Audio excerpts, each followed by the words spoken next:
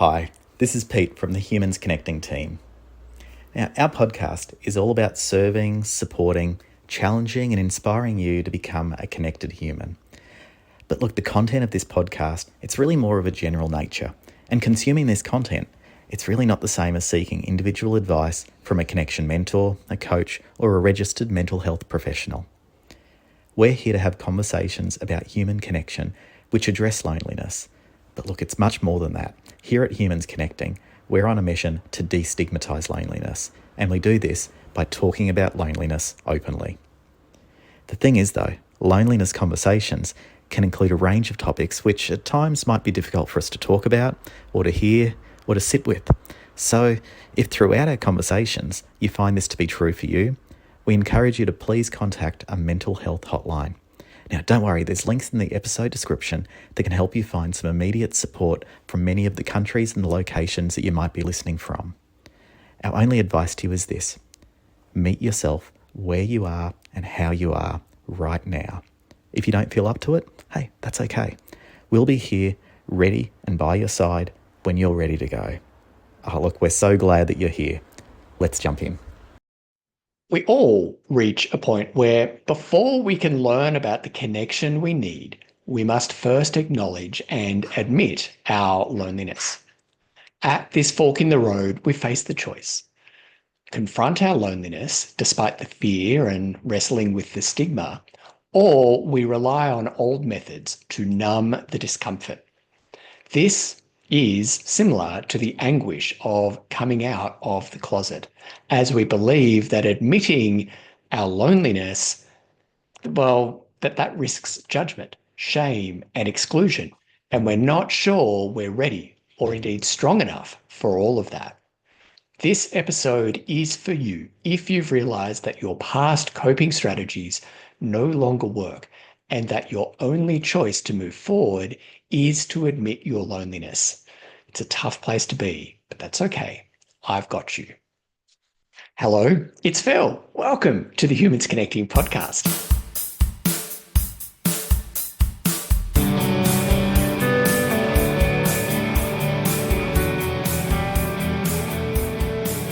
Welcome to this episode of the Humans Connecting podcast. I'm Phil McAuliffe, speaker, author, and connection mentor. I'm the founder of Humans Connecting, and I'm the host of this podcast. At Humans Connecting, we destigmatize loneliness and help you improve your social health and the quality of the connections that you feel in your life.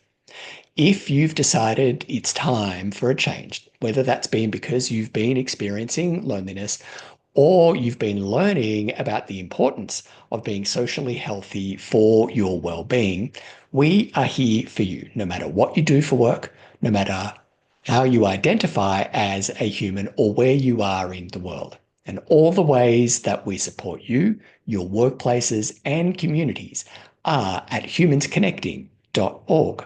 Every human we've supported has wrestled with uncomfortable thoughts and feelings before admitting their loneliness both to themselves and to others. These feelings are often accompanied by fear, frustration, and exhaustion as they struggle to maintain the appearance that everything is fine. But beneath all of that fear, frustration, and exhaustion, there's hope. And that there's the belief, even if it's just a glimmer, that admitting loneliness will lead to something better than the misery that they're currently feeling. It takes courage to acknowledge and to speak about loneliness and to confront and admit that loneliness. I've felt those uncomfortable thoughts and feelings too. And in some ways, coming out as gay is easier than coming out as lonely.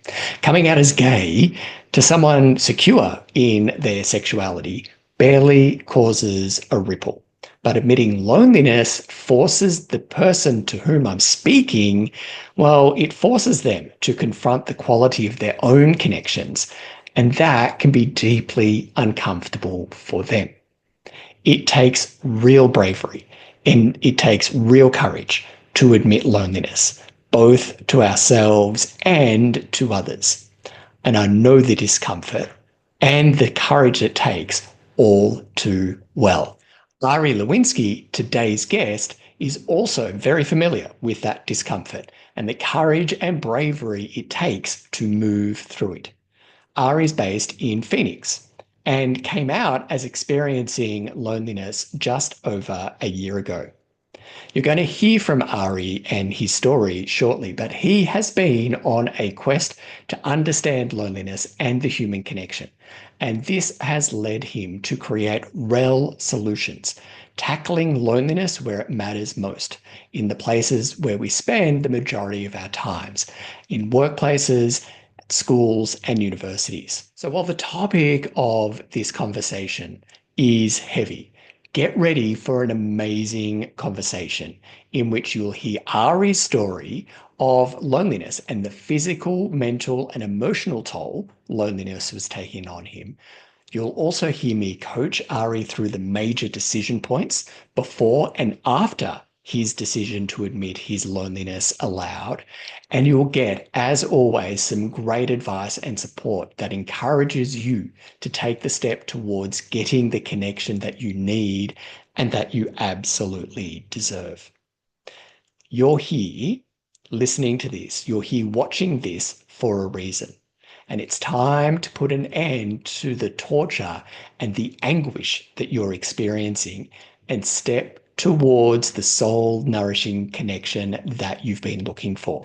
Let's go together, and I shall see you on the other side of this conversation. Ari Lowinsky, welcome to the Humans Connecting podcast. Going on, Phil? Thanks for having me, man.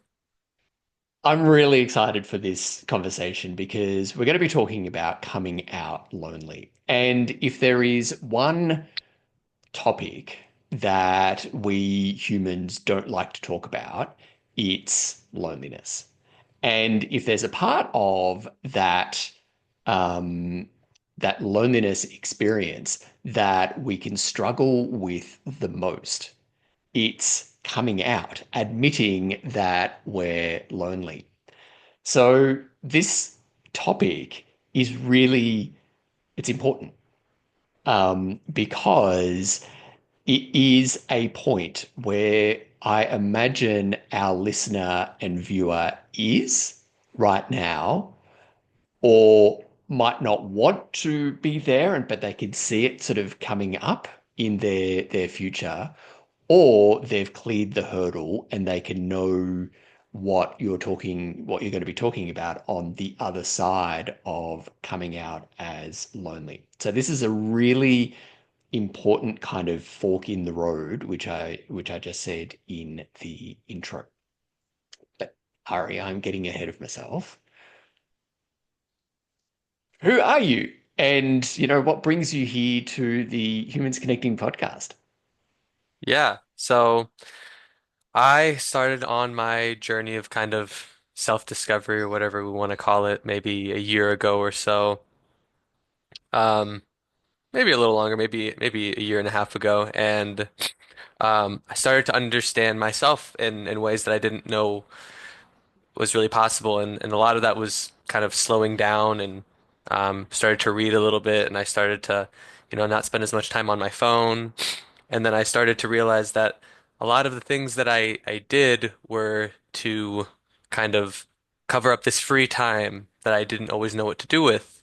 And I worked in kind of tech and AI for a while, and it was all very fast paced, and the whole world was fast paced, and I never slowed down, and kind of had this experience one day of slowing down and seeing things in a different light. And I tried to kind of recreate that habit in multiple ways, and kind of when you talk to like the yoga instructors, I kind of tried to take that on myself in a few ways, and um one thing led to another, and it really just like causes a whole lifestyle change, and it's not very easy at the beginning, or even where I'm at now, it's still not easy, but it's pretty spectacular how your life can change in just a matter of months or really weeks. Yeah. So with that introduction, I think that there's a really great segue into kind of jumping straight on in to the issue. And about coming out and coming out as lonely, like wrestling with loneliness and admitting that you've been experiencing loneliness. Where does loneliness feature on that kind of voyage of discovery that you were on? What role did loneliness play in you trying to kind of? I'm imagining you, getting curious and looking around for answers, I guess. Yeah. What part did loneliness play in that?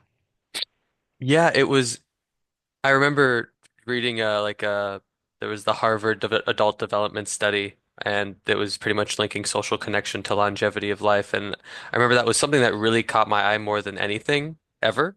And I was always really big into sports, and something about that and learning more about connections. And I was always a very someone who loved connecting with people, and I always had and still do have a lot of people around me in person and virtually.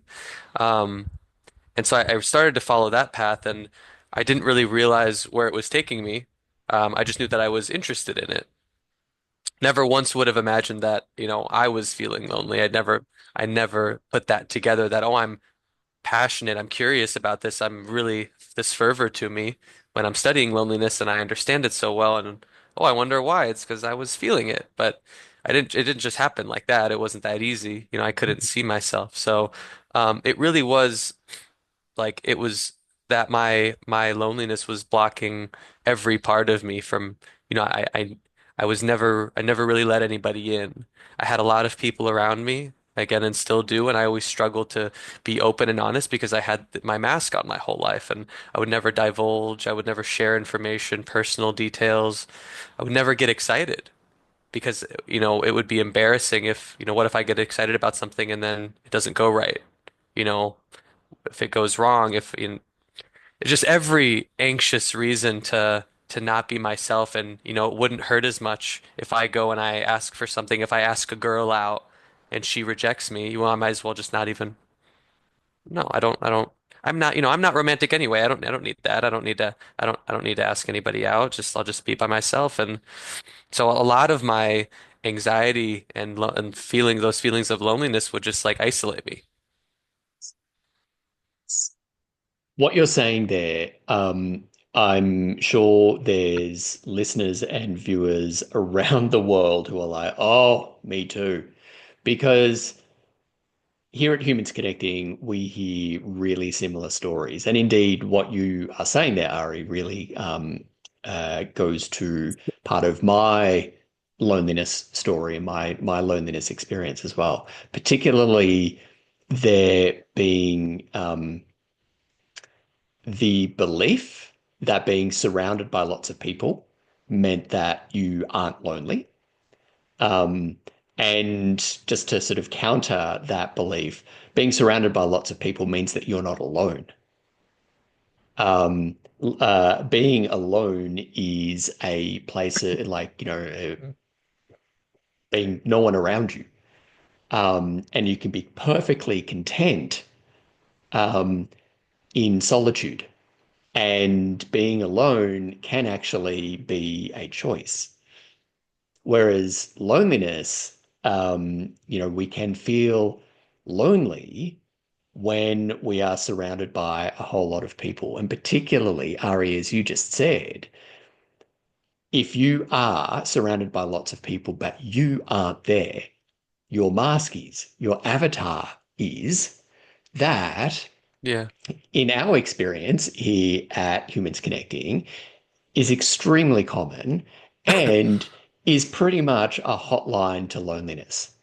If you are showing up, and this is something that I did myself, and to be honest, I still do. This is sort of part of the first steps into a loneliness experience for me. If I'm showing up in places and in spaces with people trying to be anyone else but me for whatever reason. Like if I'm trying to impress them or there's ego or whatever it is there, like I'm wearing a mask.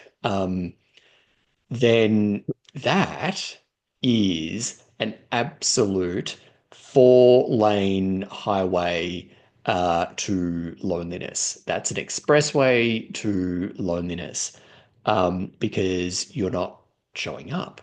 I'm not showing up. Ari, you weren't showing up in your in life. You were there physically, but mentally, emotionally, you weren't there. Yeah. And this I think is really common, and you've articulated it really well there. Um, Particularly in almost that disbelief. It's like I can't be lonely. It didn't even register with me because um I have people around me. I like sports. I play sports. I do whatever it is, and I can't possibly be lonely.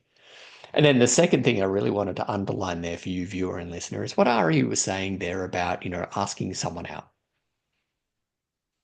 And, we've all been in that situation where, it is kind of eek to ask someone out on a date or a coffee or, where is the line between a coffee, going for coffee, and when does it become a date? We kind of can get wrapped up in these kind of anxious thoughts. And Ari, what you did there was really common in our experience here at Humans Connecting. I am, I've convinced myself that you will say no. So I'm not going to go to the trouble I'm not going to ask you, and I'm going to save you the trouble of saying no to me. So, um, in my mind, I will have role played this out, a couple of minutes, a couple of days, a couple of months, a couple of years ahead. I know how this ends already, so I'm not even going to go there. And I'm just and we can convince ourselves that the person that we kind of sort of maybe do like, even if it's a friend, even in, we kind of like them and we want to develop a friendship. It doesn't have to be, a relationship and we don't have to hear wedding bells. We can get to that point of like, well, I'm just going to make you uncomfortable.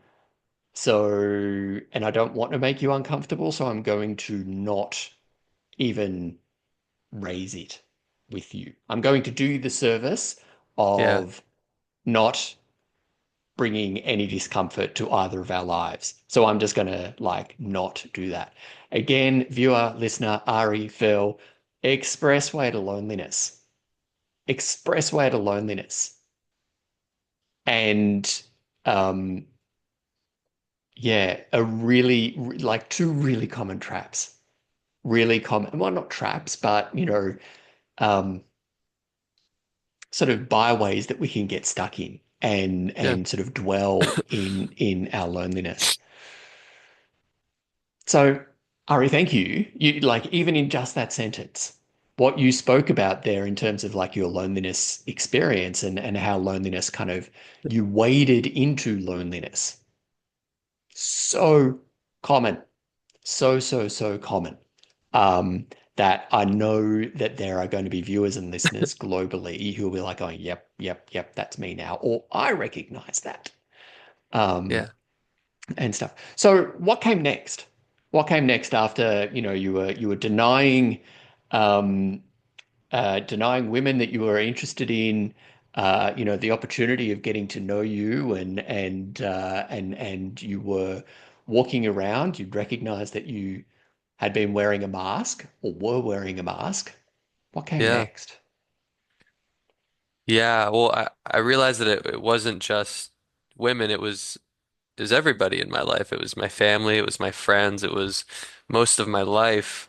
I had been living uh kind of covered up. I'd been living a life where nobody really knew who I was. They just knew who I wanted to show them. And that was this nice, like curated, I'm the guy helping everybody. I'm got all these friends around me and I know how to get people going and I know how to get people to have fun. And oh my gosh, but deep down, you don't really know what I'm going through. And so that was something I always hid from everybody is just like I would always love to help people and make people happy, but um, I never asked for help. And it's interesting because I was very upset for a while and I was cynical, thinking that nobody wanted to help me, but people did want to help me, and it was just me not letting them in. Ari, this is going to be a very long episode. You're just dropping um, so many pieces of wisdom and awesomeness in this. Yeah. You were showing up and I know that this is going straight to the heart of the person Yeah. listening and watching, especially, where part of your identity, and I mean that in a lay way, Mhm. but part of your identity was wrapped up in like, I I bring people together, I put people at ease. I'm, maybe like, I'm the party starter. Um, I'm the organizer. I bring people together for dinners or, events or whatever. And, I want others to feel seen and I want others to feel heard and I want others to feel that they belong with me. But at the same time, I want to be seen. I want to be heard. And I want to feel then that I belong, but also crazily, or not crazily, but like perversely, and this is the irony of loneliness. I really don't want to be seen. I really don't want to be heard. Yeah. And I'm going to resent the fact that Yeah. I don't feel that I belong, even with my family, friends, co-workers, in society, and things like I desperately want to be seen, but I desperately do not want to be seen either. So I'm Yeah, going to do all 100%. the seeing. Yeah, I'm going to do all Yeah. the seeing, and then Oh, I'm going to get, everybody. yeah, and then I'm going to get really pissed off, get a head full of steam, get rageful, resentful that I Yes. don't feel that I belong. Hmm. Because as you just said, you weren't allowing people in. Viewer, Yeah. listener, in the next episode, we're going to be talking about how we create connected men.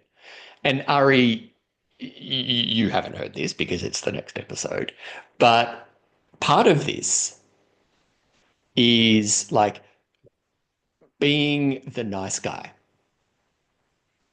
being the nice guy, and being the person who um, goes out of their way to be the nice guy. Part of this, Ari, and I'll just say this, and I want to like see how this feels for you. We'll try it on. Being the nice guy is great. And, it's certainly better than being known as the asshole, right? But like somehow like there are only two options in life to be like the nice guy and to be the righteous asshole. Um, and there's no gray in between all of those, right? Impossible. Yeah. No, no. Whereas when it comes to being the nice guy, what is actually happening? And again, really common, really, really, really common in our experience here at Humans Connecting. What is actually happening is far more sinister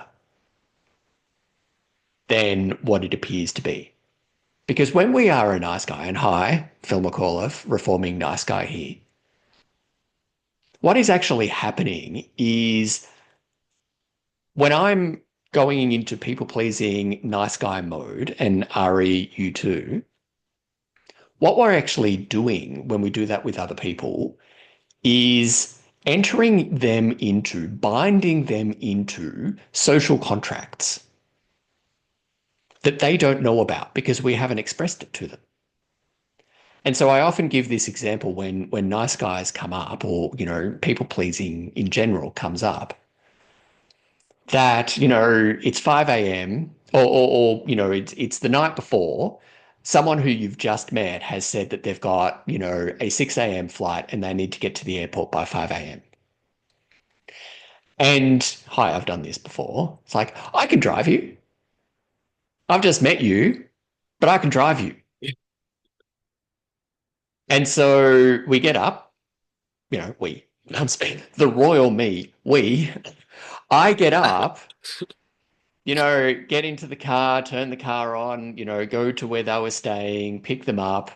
Um, they're just like going, yay, like free ride. I don't need, an Uber. I don't need, to pay for a taxi or get public transport out to the airport or whatever. Me, I'm in like, we're going to be besties. We're going to be besties forever. You're going to remember this and you are going to owe me. And so, I get out, like, drive to the airport, pick them up, we have a lovely thing out to the airport. And then like a lovely trip out to the airport, I take them to the terminal, they get out, say thank you, grab their bags out of the boot, and in they go. And I drive home and, get on with the rest of my day. At some point in the future, I will want to call in the favor. And they're just like, who are you? And I would be crushed, not just like disappointed, not just a bit of like, I would be absolutely devastated, crushed that someone who I thought and may have been saying is my friend. They were like grateful that I took them to the airport, but really it was not much more than that. But what I had done was to enter them into a social contract. I will be nice to you, therefore you will be my friend. And what then happens, like I'm crushed, but because I'm a nice guy, I will never say it. And so that disappointment, that devastation, that crushedness stays here, stays within me. Mhm. And people pleasers, nice guys, we will never say it. We will never say it, but we harbor a deep resentment and an anger that we will never let out. Because then that puts us into the other state, which is like being an asshole. Don't want to be an asshole. So, and I don't want you to think bad things of me. So I'm just going to keep on swallowing and swallowing and swallowing and swallowing. Every time that resentment builds up, I'll need to swallow it again. Yeah. Oh yeah. Again, expressway to loneliness. Yeah. Yeah. That is, I've given so many rides to the airport, you have no idea. But it's funny because in the moment, it's like, I'm not even consciously thinking like, again, I think I do that because of the resentment. It's almost like it's not, again, I didn't, at the time, it wasn't really a conscious thing. It was just like, why, I would wonder why I would be in the car and I'd be like, why am I doing this? And like at the time, there was still that big barrier to my self-knowledge, to my self-understanding, and so I would just always do it because I was always the nice guy. I labeled myself as the nice guy, and everything you said, all the resentment, all of that was just harbors up inside of me, and I had no outlet. I had no way to get that out. And I'm not an asshole, obviously. Of course, I could never be an asshole. I need to be this No. delicate man who's, you know, cares about the feelings of others but not himself. So I'm just gonna sit here and do everything for everybody else while I stay put in my life and get nothing done and become really upset at myself without even knowing and push those feelings down because, that's what we all do and it's what society tells us to do and let's be these robots and let the world take over and blah blah blah. And so that is exactly what you're saying. Yeah, I can think of so many examples of that and it was just like it was interesting because it was like I don't even know, I don't even think that I knew. I don't even think that I needed I think I just wanted like to meet a new person and I wanted like that even brief connection, which was interesting because it's like I was trying to f fill up with like what I know now of connecting with people. I just need one person, but I was trying to find 100 people to get this like tenth of a connection from all of them, which doesn't add up. I just had 10% connectedness if I'm just making this up now, but like now I just need one human being to chat with about this and I fill up my cup 100% rather than just Yeah. going and finding all these people to get this little hit and it does nothing for me. Yeah, yeah. Um, I'm all for making up stats. 87% of statistics are made up on the spot. But also, I will just say this is again extremely common, and essentially, what you were doing, what I do as well, and listener and viewer, let's try this on for size. You're looking for others to fill your connection cup, right? To, pour a little bit, they're 10%, they're 10%, and you're hoping that, 10 times 10% is 100%. But really, your cup has holes in it because you're not showing up as you in those interactions. The glorious, messed up human who might be in a bit of a bad mood, the human who, I don't know, might be feeling a bit scared, a bit lost, a bit lonely, joyful, picking up on something that you said before, like you didn't feel anything. And that's really common, as Dr. Brene Brown tells us in her awesome way, demystifying what goes on here. When we deny the negative emotions, we're denying the positive emotions as well.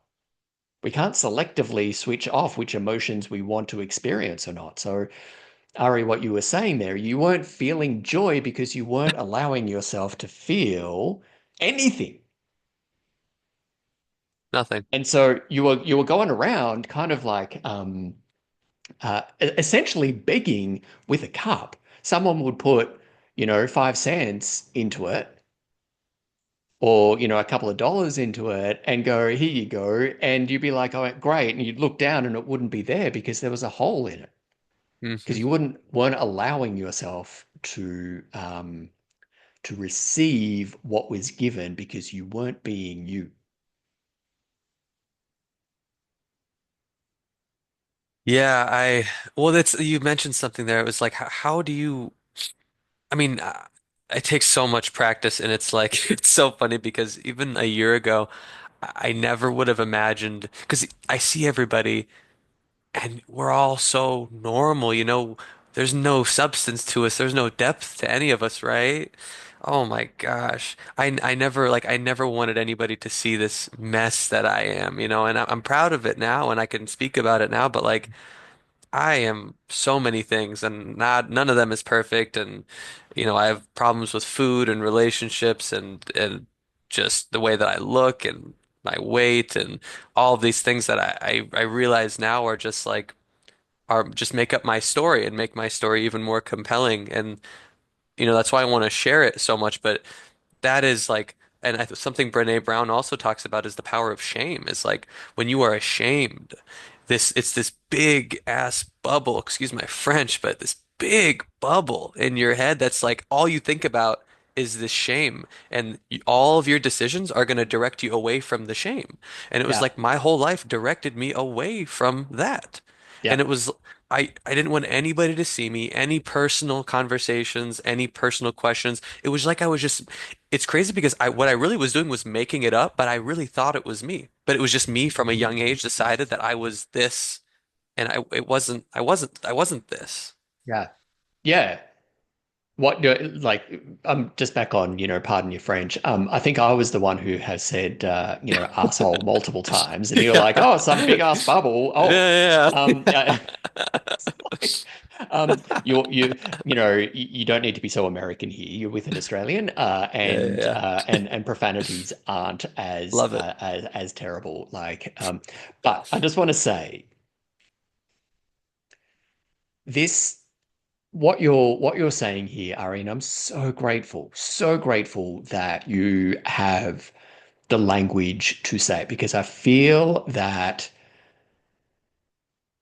the listener and the viewer might be at a point where they're struggling with the language. And what you're describing there actually is really being felt by them. Um, and is so helpful to them for actually being able to speak the language of loneliness. And the language of loneliness is something that we speak about here at Humans Connecting a lot because it's really hard to talk about something when you don't have the words to talk about. How do you ask for help when you don't know how to describe what you're thinking and feeling? Yeah. And so I'm really grateful to you, Ari, for trying to avoid, doing the work, but being curious and following that curiosity to where you are now and how you are now in being able to describe how you were showing up in the world, and sort of relating that. It's a skill. It's a skill. It's a rare skill. Relating that in a way that actually connects with the heart, mind, and soul of another human who is in a similar experience. I wanted to say thank you for that. I'm keen to get to the point of, we've gotten to the point where, you've identified how loneliness was showing up for you. You've Yeah. described that. What was the moment? Can you describe the moment where essentially you realized what everything that was happening in you and around you, the people pleasing, the mask wearing, how that coalesced and the realization was loneliness, and then you admitted to yourself loneliness. Yeah, it would. So yeah, I became really intrigued with all that, Brene Brown, the kind of psychology of the mind, Carl Jung, better, just understanding human nature. And again, I didn't know at the time what it was leading me to, and it was just leading me straight into that admission. But again, I even couldn't do it myself. My aunt is a therapist, and rather than her just telling me, you crazy guy, why do you think you're so obsessed with this? It's because you are lonely. Come on, like that's what I would have. Sorry, that's what I would have done. Just pause there for dramatic effect.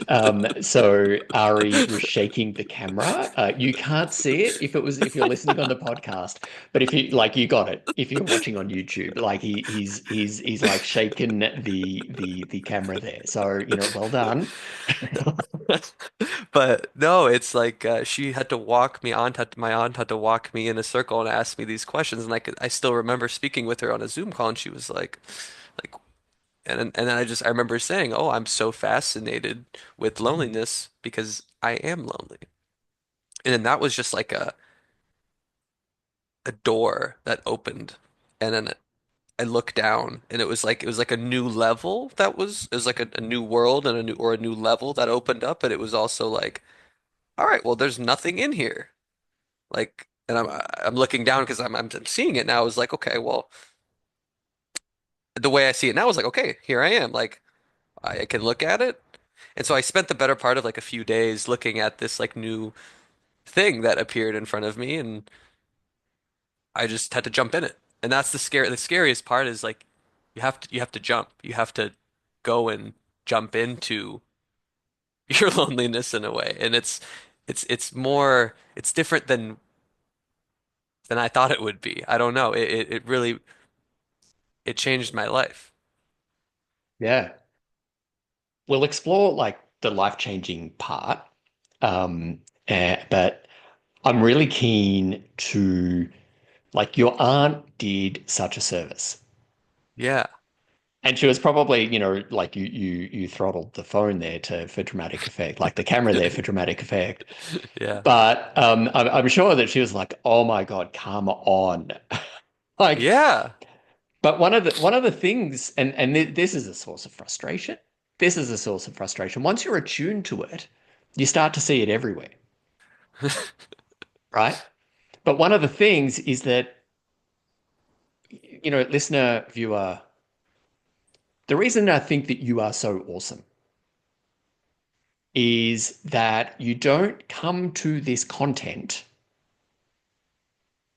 just sort of looking through like your Spotify feed or YouTube or whatever. There's a reason why you're here. And this isn't sort of like, oh, I don't know what this is about. I'm just going to press play. You're here for a reason, and we understand that because the content, generally speaking, is such that you don't want to know about it until you need to know about it.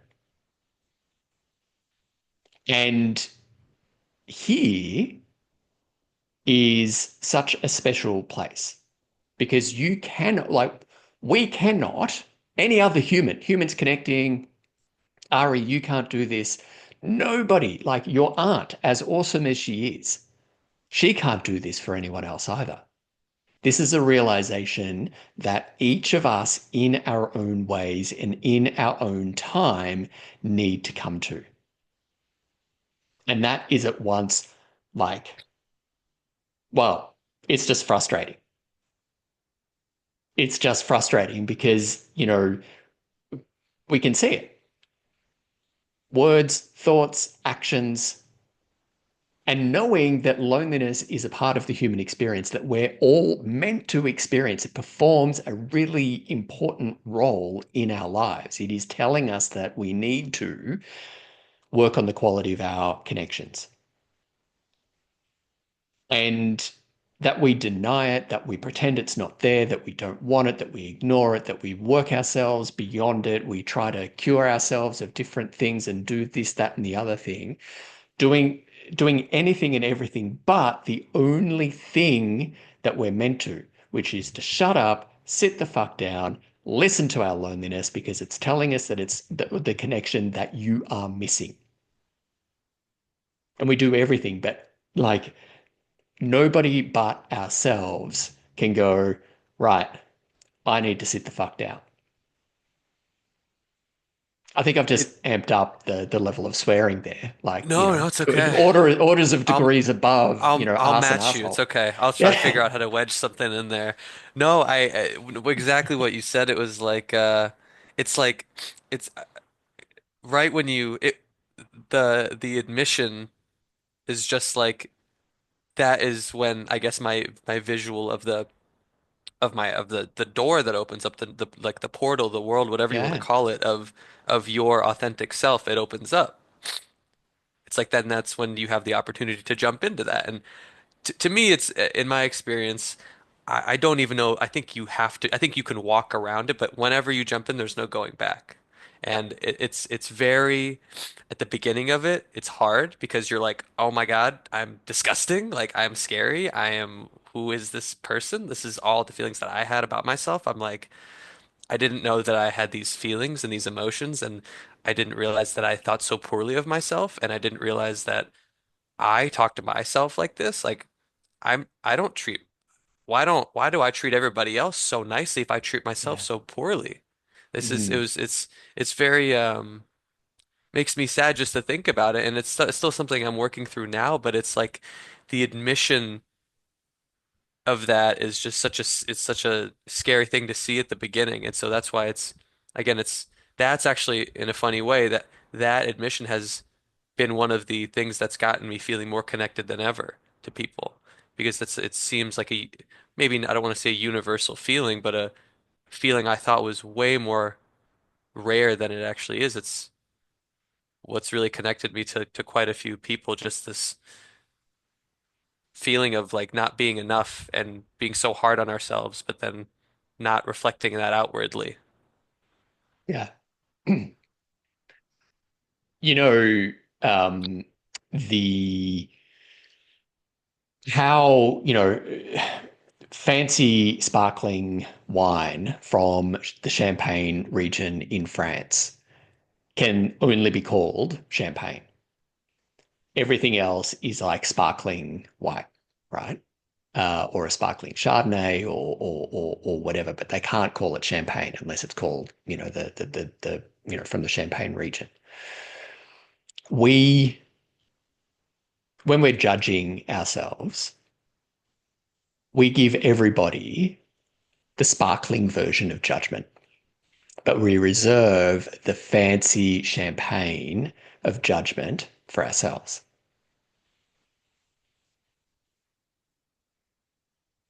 Yeah. And so in our hearts, minds, and souls, we are horrible. We are Yeah. horrible to each other. Not to each other, to ourselves. We reserve the champagne of judgments for ourselves. And somehow we think that that's okay. Somehow we think that we can judge and hate ourselves into connection. And part of the point, like, the kind of apex that we reach where, that decision point where we're like, well, I need to either come out or like come out and admit my loneliness or like deny again and go around and hope something else works. That voice of that champagne of judgment that we're drinking ourselves, we're saving for ourselves and we're drinking ourselves all the time is, we need to get, sick of that taste before we will do something different. Before we go, and this, you said you said this.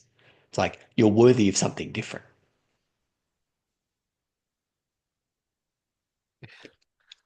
And this point, this apex, is pretty much like your worthiness strikes back.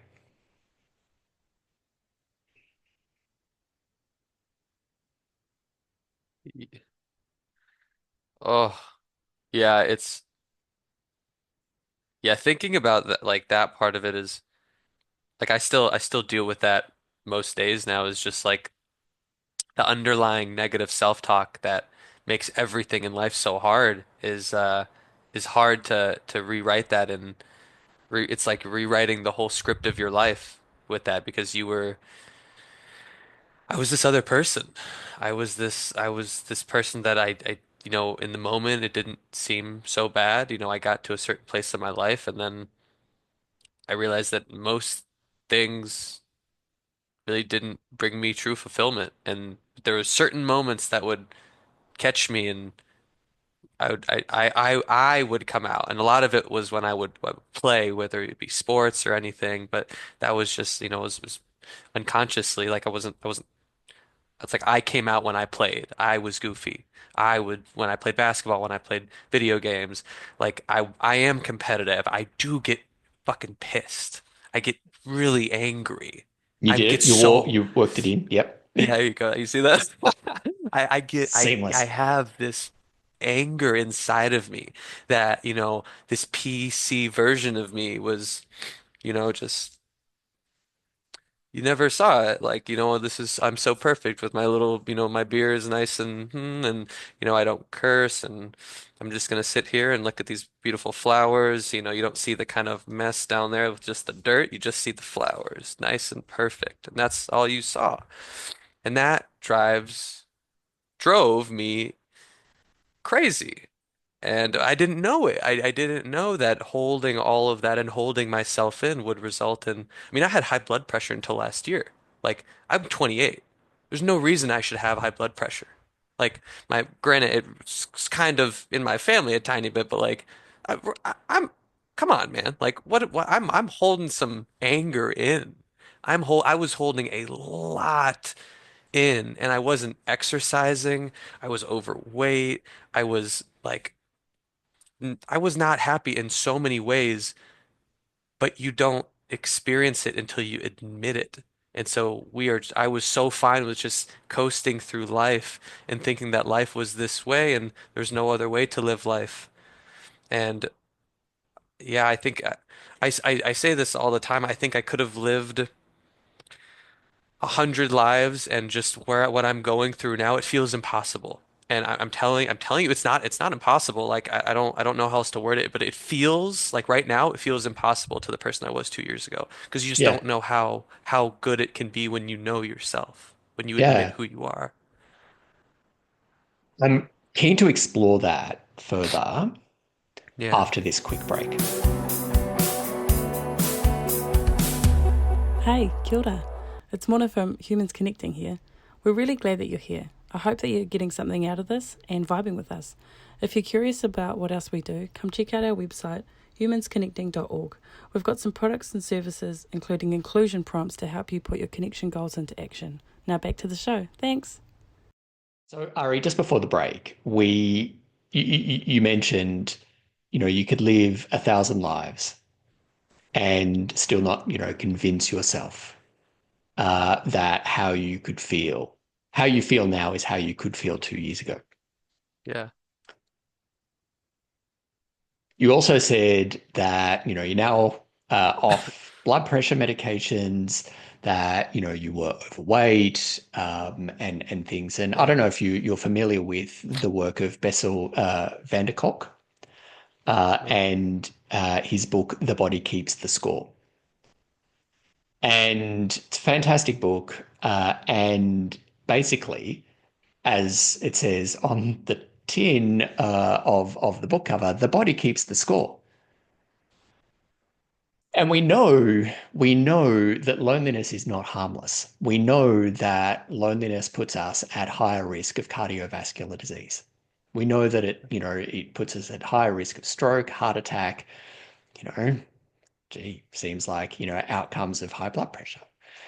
We know that loneliness puts us at higher risk of some cancers, some diabetes, Alzheimer's. And these are slow burn ailments. These are things that build up over time. And, and part of the thing when we're experiencing loneliness, we can be aware of our loneliness from time to time, but other times it's kind of in the background. It's kind of like, the background noise. And I could be showing my age here, but I'm just thinking, in terms of like the Flintstones or the Jetsons or any of those sort of Hanna-Barbera sort of cartoons from the 50s and 60s. The If you notice there, the background of those cartoons is exactly the same. And, it just has the characters sort of moving in the foreground. And, the background is exactly the same. So, when Wilma Flintstone is running through the house, like it's just the same background that goes behind her until she, leaves that room and goes into another room or whatever. yeah, Loneliness is kind of like that background. It kind of like we don't even notice it, but it's there, but it's still doing us harm. yeah, The body keeps the score. Mentally, we might not be aware of it. Mentally, it might be showing up in as like, I am crazily, no, sorry, I don't mean to use that language. I'm consumed with concern about what you think of me right now. And, for me, Ari, you said that you had, high blood pressure and anxiety. For oh yeah, me, um, I would sweat. like underarm sweat particularly. And I remember like even at school, like sweating through, like in Australia we need to wear school uniforms, like sweating through jumpers. And I was Yeah. so embarrassed, sweating through suit jackets. And it wouldn't be hot. I would just be so like, I guess it's a form of anxiety. Tense. Yeah. Yeah, so like consumed in like where I was and how I was and what I needed to be and trying to remember my lines and how I was meant to show up in this place and space and all of this kind of things that I like my some part of me in the background was just like issuing this stress response Yeah. all the time. Listener, viewer, once I owned my loneliness, sweating stopped. Now I only sweat under my, you know, I'm going to get deep and personal with you. But I like if it's really hot, if I'm like working out, or if I'm like really stressed, like pretty much an appropriate level of stress, not like baseline, like everyday functioning thing. This is like, potentially public speaking or something stressful is happening, whatever. You get my point. The body keeps the score. And so I think in here, like what we're talking about here is like the costs of doing nothing and the benefits of doing something. So we can reframe this as like there are costs and benefits to doing nothing, and there are costs and benefits to doing something. Oh yeah. And we can convince ourselves, listener, viewer, just like Ari and I have done, you might be at that point where you're convincing yourself or have convinced yourself in the past that there are more benefits to doing nothing than there is to be in doing something. But you're here listening to this now, and you're probably at that point. I'm imagining that you're at that point where on that side of the ledger of the costs and balances of doing nothing, the costs and benefits of doing nothing, that you're like, actually, I need to do something, but I'm seeing the costs, and those costs are keeping you where you are. We then get to flip that equation and look at the costs and benefits of doing something. And Ari, you've said this word, and I love this word, the portal between one set of pros and cons and the other, the leap, the taking a step, the looking down at, this new truth in your life, that can be as scary as shit. That's terrifying. And once we take the step, once we let go, once we allow what is to be, once we kind of get into it, all of these kind of things are saying the same thing. Once we come out as lonely, life is not going to be the same. No, it's not going to be the same. But the same is coming at a cost to your health, to your mental health, your social health, your emotional health, your physical health. The benefits are perhaps you're keeping safe, you're keeping small, you're getting the good kind of judgment, you might be getting a good salary, you might be, all of the headlines are looking great, like your life might be perfect, but you're suffering. So, Ari, you've mentioned this a couple of times, and I'm really keen to now sort of move through that portal to the costs and benefits that you've Yeah. experienced after coming out. Yeah. Yeah. Oh. So, um, first, I mean, people, something that I guess I've noticed, I'm not super confident all the time, but I think something I've learned is I'm a lot more relatable in a lot of ways now because I'm more open with myself and I'm quite vulnerable. Um, and I talk about my struggles a lot, and I'm able to connect with so many more people because way more people are struggling than are doing well, which is, shocker. Like we're all struggling. It's like we're kind of waiting for someone to say the first word. And Phil, I'm sure you've experienced this. I think we've talked about it too. It's like if someone talks about loneliness or talks about their struggles or talks about any of their battles and is vulnerable, talks about personal experience, it's almost like they there's you open this loop of vulnerability and then whoever you're talking with has been waiting all of these years like blah, blah, blah, blah, and then they just flow and they unload and it's like it's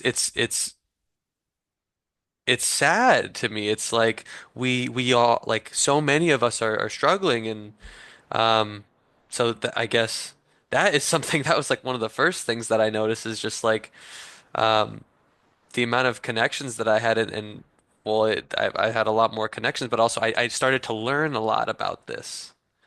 In terms of other like physical like I started to meet new people. I stopped being scared of people at the gym. I stopped being scared to talk to new people.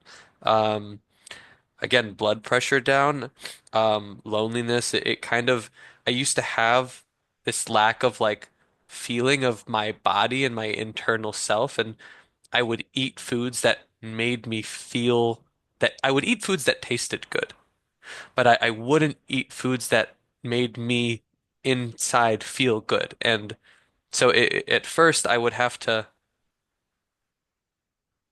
I would have to think like, okay, how am I gonna feel 10 minutes after this? Because in the moment all my brain wants is that dopamine, the good tasting food hit that we all get. And that was my life for so long, for 27 years. I would eat all of the junk and I would feel like crap and I would feel ashamed and I would just feel so bad about myself in the moment. And then it was, just starting again, loneliness unlocked that. Like admitting my loneliness unlocked all these different areas in my life, and it's like I feel like I just learned how to feel properly. Yeah. Thank you for sharing that. Listener and viewer, did you get that? Loneliness allowed Ari to feel, like admitting loneliness allowed him to feel again. Or perhaps Ari not wanting to put words in your mouth, but like to feel for the first time. What it felt like, yeah. It's not easy at the beginning. It's very it's just like thinking about it now, it's like it's overwhelming the emotions that we hold in for a long time. And but it leads to this like fulfilling life of seeing like the inner beauty of myself and my family and my friends and people around me and you start to notice these little things and you're my day stopped my day was not about what I saw online, it was about like these little flowers back here keeping these guys alive, and it was about saying hi to different people on my walks and giving people head bobs and just thinking about the world that, I'm living in and being present. And for me, that wasn't possible before. There was no reason for me. I didn't feel connected to anything because I didn't feel anything. Yeah. Yeah. It really, what you're describing there is allowing yourself to be present in the moment. And it is almost as if you could stop trying to remember your lines. Yeah. And when you don't have any lines to remember, you could say what what's there. Or you could decide whether to say something that's, what's there or not.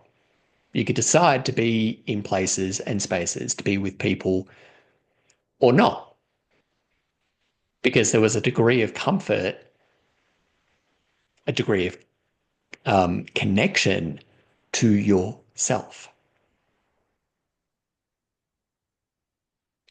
And that is the very first pillar of connection, connection to self. Because unless you are yourself, unless I am myself, listener and viewer, unless you are yourself, the connection that you get from the other two pillars, which is connection to those most important to you and connection to community, the connection that you get back from those is not the connection that you need. It depends on you being you, you knowing yourself and then you being yourself. And that is absolutely the benefit of coming out as lonely, admitting your loneliness.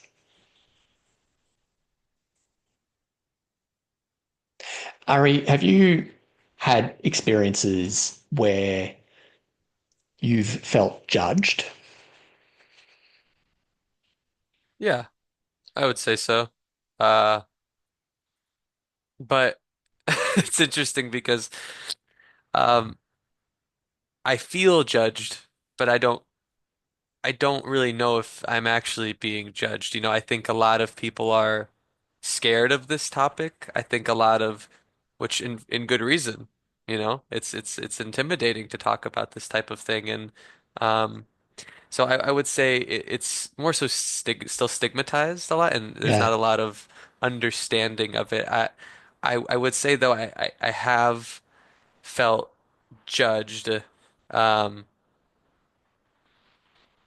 And I think I kind of play it up a lot in my head too. How so? Because I don't hear a lot of people talking about it, and I feel like I have this, obsession with learning more about the human condition and loneliness, and I I feel like I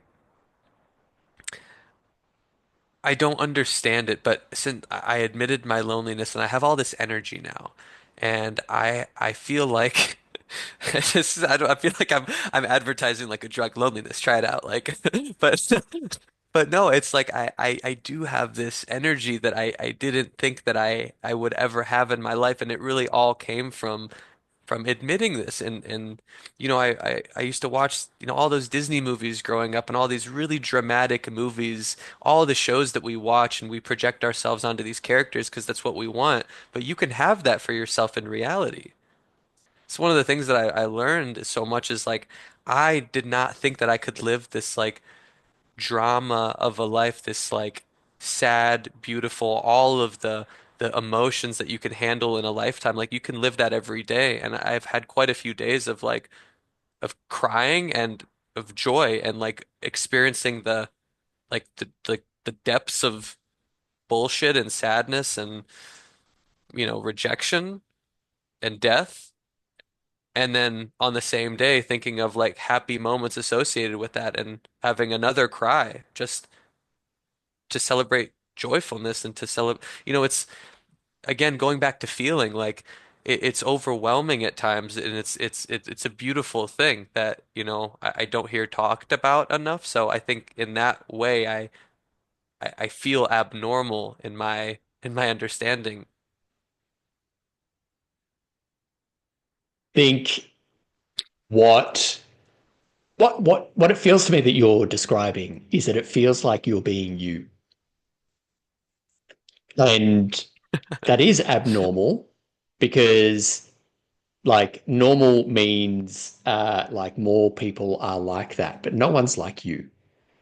So abnormal actually is probably a great key performance indicator that, if you don't feel that you fit in, great, great. Fitting in, gets us through, our early teens. There's a point in life where we realize that we're not meant to fit in, we're meant to belong. And to belong, you're meant to be you. So abnormal, what a great KPI. Terrible KPI. I wish it was like, I feel absolutely like fine and normal. I feel like I'm, vanilla. I'm like the standard by which everyone else models themselves on. Like, no, no, no, no, no. You're meant to be like feel abnormal. Um, Also, there was that, that line that you said about how like loneliness, try it out. I think I think there are far too many people who are trying it out, who love it, slash hate it, slash don't know what to do if they stop taking it. Maybe the line is like authentic connection, try it out. And loneliness, acceptance of loneliness is the portal through which authentic connection can be realized. I wish I had a funner way of saying that. I wish that I had some kind of hack. I wish that I had some kind of, three-step process that followed this, that, and the other thing, and it was as simple as brushing your teeth. But it's not. It's shit and messy, and anybody or Oh, anything that is telling you that it is not shit and not messy is lying to you. oh But yeah. that's how you know that it's worth it. Yeah. Yeah. And listener, viewer, having listened to Ari's story there, it is worth it because you're worth it. We're wanting to know you. We're wanting to connect with you. The people in your life are wanting you to be you. Just like those who you love, you want them to bloom and thrive and do all of the things, exceed in life and just be happy. They want you to be that too. And until you own your loneliness, you are denying them that joy. But let's bring this a step back closer. You are denying yourself that joy that only comes when you are you.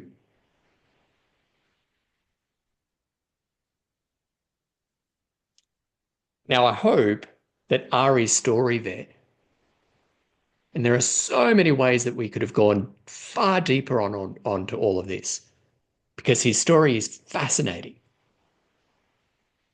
but it's also extremely common. Ari, your story is yours and yours alone, but it is so common. It's, you're Yeah. special just like everybody else. But and like there's so many parallels between Ari's story, my story. There are differences, there's different context, there's different plot twists from time to time. But, there are so many similarities. And listener, viewer, there are so many similarities between our stories and yours. And you don't know that until you take that step. It is the most frustrating advice to give, to receive. You just need to let go. You just need to take a step. You just need to do this, that, and the other thing. So I won't give that advice because it's frustrating. You know that you need to do that. But when it comes to loneliness, when it comes to crossing that threshold, going through the portal, when it comes to looking after you've admitted, looking at this thing around you, under you, this truth that has always been there, that is the only step that you need to take alone. You alone can only do that, and it feels fucking terrifying. Yeah. Oh yeah. But it's the last step you ever take alone.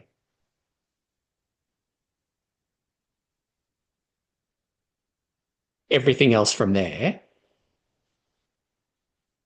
are friends, co-workers, strangers who can become friends that you've never met, you've not met yet, people at the gym, as Ari just said, people who he does chin waves to on walks. Yeah.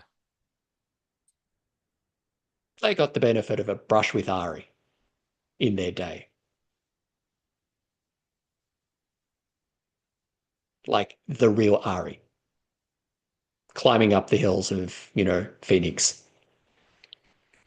I do that actually. So yeah, you're right. Literally too. Yeah, yeah, Yeah. yeah. I remember getting a voice memo from you, and you were like saying hello to people as you were walking up one of the hills Yeah. on a morning hike. Yeah. So yeah, it's you're denying yourself you. You're denying those around you, those who love you, those who want you to thrive, you. You're denying the world beyond that. You're denying your workplace. You're denying your community. You're denying us you. And we need you. And the only way that you can do that is to take that step. And I want to say this just before like we wrap up, and Ari, I want to sort of get your thoughts on this. But the word the words that we use here at Humans Connecting, coming out as lonely, are very deliberate. And coming out is exactly how it feels. So as someone who comes out as gay all the time, the same wrestle with vulnerability, the same fear of judgment is at play when we come out as lonely. So you may or may not be part of the rainbow community. It's by the by.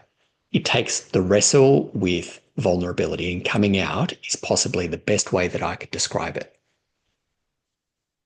Because in saying something about yourself, that you are a human who has experienced loneliness, and you will experience loneliness again because you're human and we're all meant to. We fear the judgment. We fear that champagne judgment that we reserve for ourselves, but we also fear the sparkling judgment that we receive from others. And so we stay in the closet. We stay behind our mask. We stay hidden. We stay paying the price within ourselves. We wonder, like, we get frustrated and shitty with ourselves because, we're eating things that don't nourish us. We eat things that we know will make us feel like shit, but we eat them anyway. And then hate the fact that we feel like shit. We put up with, high blood pressure and just sort of go, oh, well, and it might actually be, something that is far outside of your control. But we put up with an awful lot out of that fear. We stay in the closet. Ari, I want to ask one last question, but I simply want to say thank you for walking with us on this episode. This is a really important episode, and I know that you're going to be back on the podcast, exploring other things about what you're learning about loneliness and human connection. Yeah. But I really just wanted you to like help walk us through, and essentially like having a coaching session with me. But I know the value that will have on the human listening and watching. Yeah. So I want to thank you for that. Thank you. Yeah. Thanks for No, thank you. You said something to me on the call that really meant a lot to me. Today was just a crazy day, and I never thought about me being me, like this being me. I always wrestle with that. Like who am I? Like who is this version of me? And you kind of just Thank you. Yeah, thank you very much. This is awesome.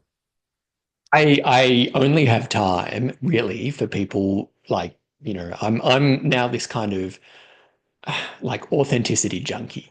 Like I've, of course, not every situation is a situation where this can happen, Yeah.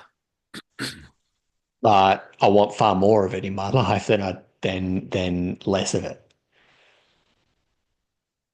And it being these like real conversations, the dropping of bullshit, the dropping of um the shoulds and things. Yeah. But Ari, just as we wrap up, what's one piece of advice that you could give to someone right now in the midst of a loneliness experience? Yeah. I think the you mentioned something like one of the most common things is, but I think for me it's the I was kind of the beginning of taking that step. So I taking that step is a very hard was very hard for me. But I think in the beginning there was this feeling of thinking that it was going to last forever. This sense of like, who am I? What am I? I was kind of thinking about it a lot, and you know, it doesn't last forever. It's like you're getting used to yourself, and it's like I don't know how else to explain it other than it's like you're a baby again. It's like you're taking in a lot. It's like this is new to like you have to t get your bearings and know like who you are and what you are, and you're going to be taking in a lot of information. It really feels like there's another part of your brain that's being used, and you're really taking in a tremendous amount of information in a short amount of time. And it's really this is a really important time to do it. And so to like again, I really do feel like we're babies again in that moment wherever we take that step, and it's like you might as well just try to soak it up because I do in a way miss that feeling of like I learned so much in such a short amount of time. So I think my advice would be like there's a really like there's kind of Phil, as you mentioned, there's this sense of tremendous discomfort, but just know that it's not going to last forever, and if you can make the most of that discomfort, it's going to take you a long way, and you're going to be able to, connect and help a lot of people go through the same thing. Is beautiful. It doesn't last forever. Yep. When we're on the abyss, when we're like about to sort of push through the portal, Yeah. you can't see beyond it Oh, no. until you step through it. Yep. Yep. Yeah. And it's momentary discomfort. In my experience, that discomfort lasts probably 5 minutes.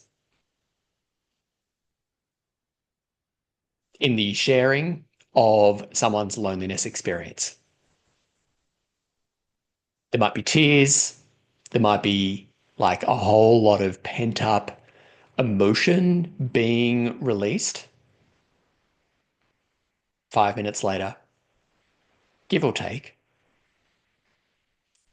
person who has shared their loneliness experience with me, it's like, whoa, I feel so much better. I feel so much better. And without fail, I see someone who is nothing but a beautiful human being who's experiencing some discomfort, but who also has realized the joy that comes from accepting what is and the energy, as you have said, Ari, which on multiple occasions,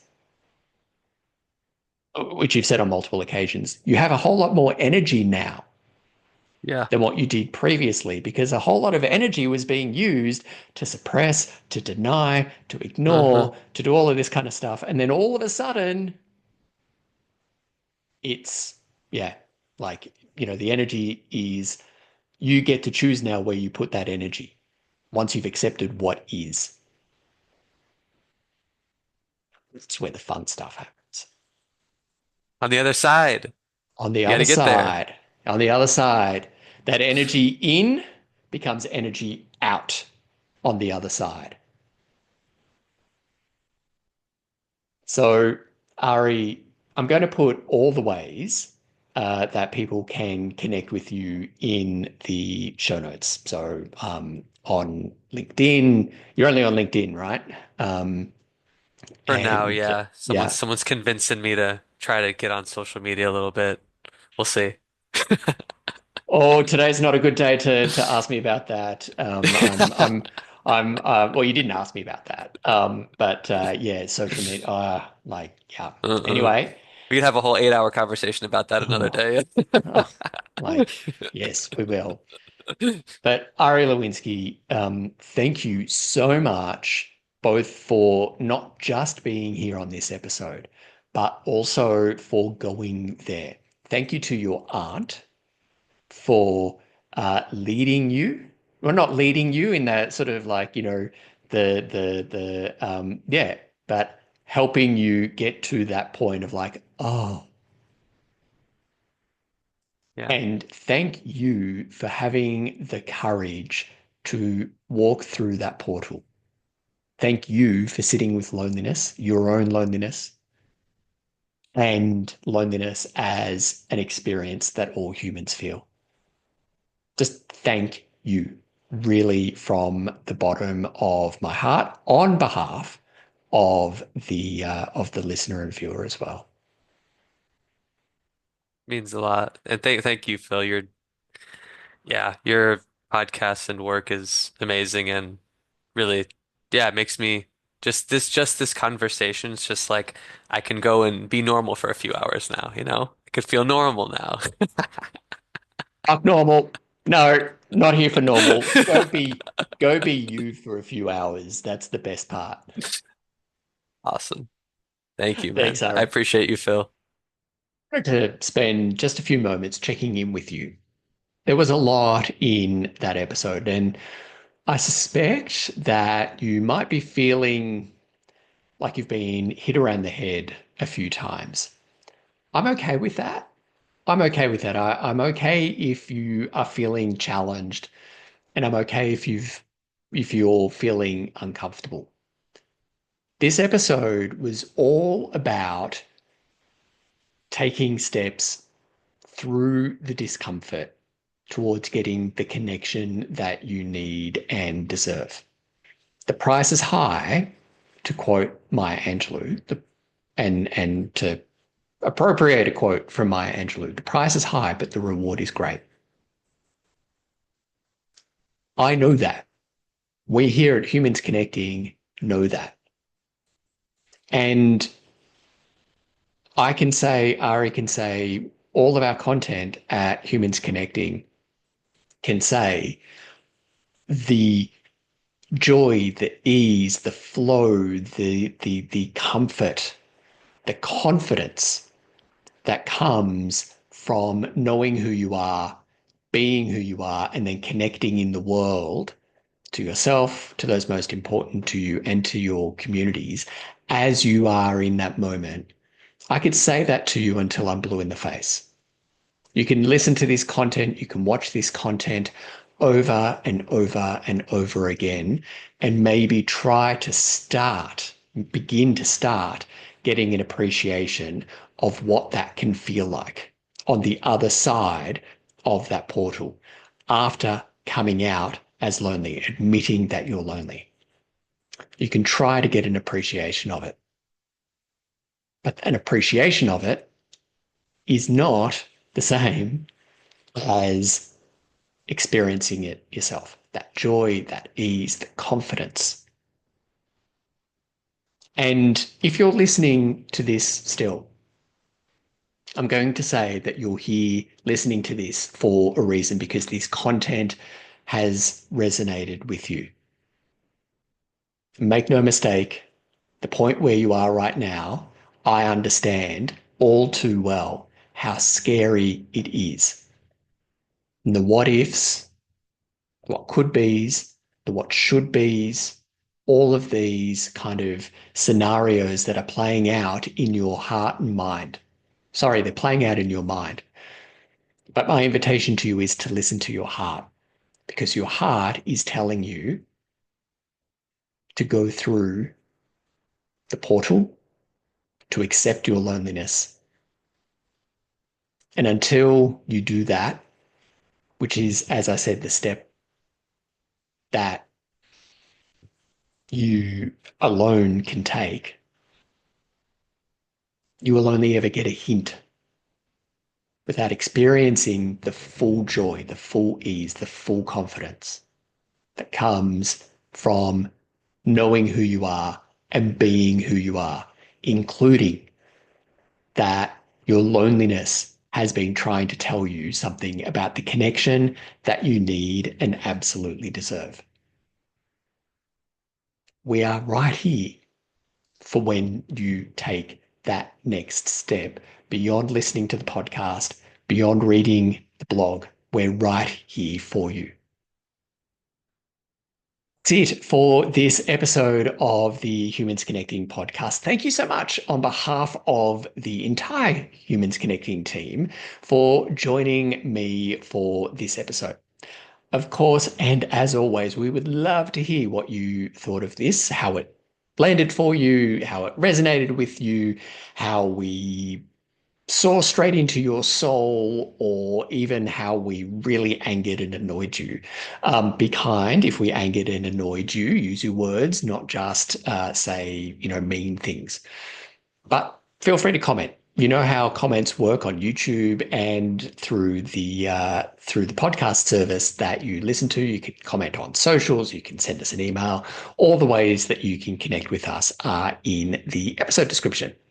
And be sure to check our website, humansconnecting.org, for details about how we at Humans Connecting can help you, your workplace, and your communities thrive through loneliness and get the connection that we each, as the awesome humans that we each are, that we each need and deserve. Finally, we are a social enterprise and we are committed to making a positive social impact. If you are a business and are looking for ways to support humans to feel more connected and also want to have a positive social impact, check the link in the episode description and let's have a chat. We could talk about how you could advertise on future episodes of the podcast or collaborating with us in other ways. There's a link in the episode description, as I said, and we can then book a chat. Thank you so much again for joining us. Thank you to Ari for being so willing to walk us through his experience and that essential coaching sessions that I walked him through. It is, as always, a pleasure to serve you, support you, challenge and inspire you as you work to become a connected human. We'll see you in the next episode.